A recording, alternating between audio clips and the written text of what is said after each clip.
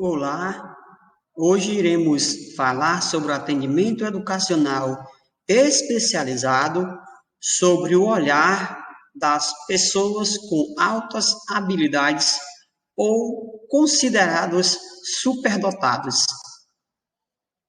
As altas habilidades ou os superdotados são considerados prodígios, gênios, superdotados.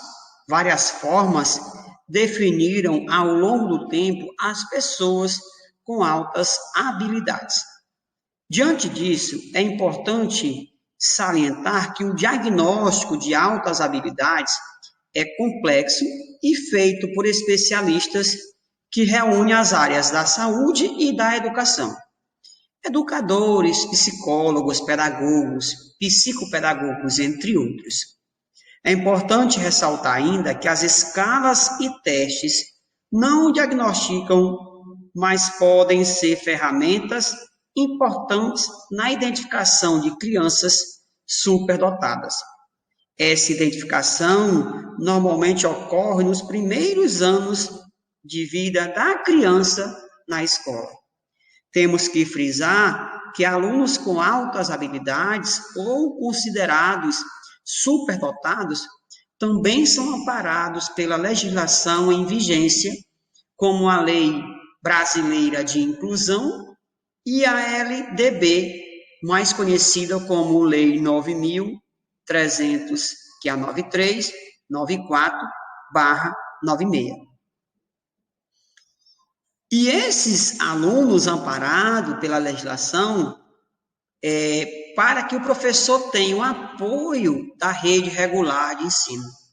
Além disso, também é interessante destacar que a inclusão de crianças com deficiência de estudo, de aprendizagem e altas habilidades exige um currículo diferenciado.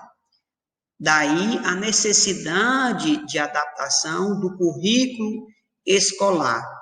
E para que essa adaptação? Logicamente, para atender às necessidades desse educando no contexto escolar. Os aspectos comportamentais desses educandos costumam se interessar por coisas incomuns, fazem muitas perguntas e sempre tentam entender o fenômeno pelo qual eles se interessam. O fenômeno, o assunto que desperta maior interesse desses educandos. Geralmente, essas crianças são bastante enérgicas, o que pode causar, em muitos casos, um diagnóstico errado, como, por exemplo, um diagnóstico de hiperatividade. São inquisidores e normalmente não aceitam explicações prontas. Eles buscam, na verdade, o passo a passo da explicação daquilo que eles perguntaram. Querem sempre respostas para os seus como e porquês. São crianças que gostam de aprender coisas novas, tanto quanto de novas formas de fazer algo. Então, é interessante que nesses aspectos, assim como os aspectos da aprendizagem, em que eles demonstram gostar de muitas atividades intelectuais, eles normalmente apresentam um alto grau de abstração e síntese. São críticos e céticos, o que colabora na característica comportamental de não aceitarem qualquer verdade, ou seja, são sempre crianças que questionam. Eles conseguem também armazenar informações relacionadas a muitos assuntos, aos quais conseguem acessar com facilidade quando precisam. Nós temos ainda o pensamento crítico. Eles são muito bons com a dedução e frequentemente criam uma hipótese do tipo, como seria se? Eles ficam imaginando esse pensamento de como seria, de como faria, de como estaria. Tem um pensamento bem flexível e capaz de apresentar muitas alternativas para o mesmo problema.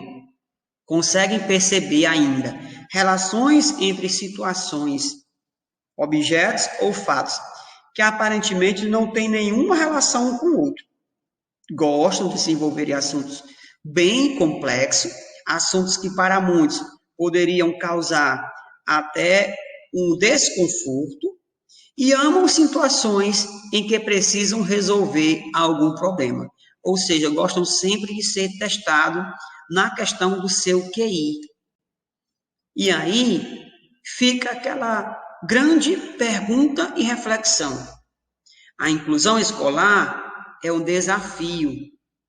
No entanto, se bem preparados, professores conseguem facilitar o crescimento e o desenvolvimento de talentos e habilidades por meio de atividades interessantes que motivem a aprendizagem. Como já falamos anteriormente, as salas de atendimento educacional especializado, elas não podem ser salas receptivas apenas das pessoas com deficiência, seja ela física, motora ou intelectual, mas devem também proporcionar a esse público de crianças superdotadas ou com altas habilidades a oportunidade em desenvolvê-las de forma igualitária entre os seus pares.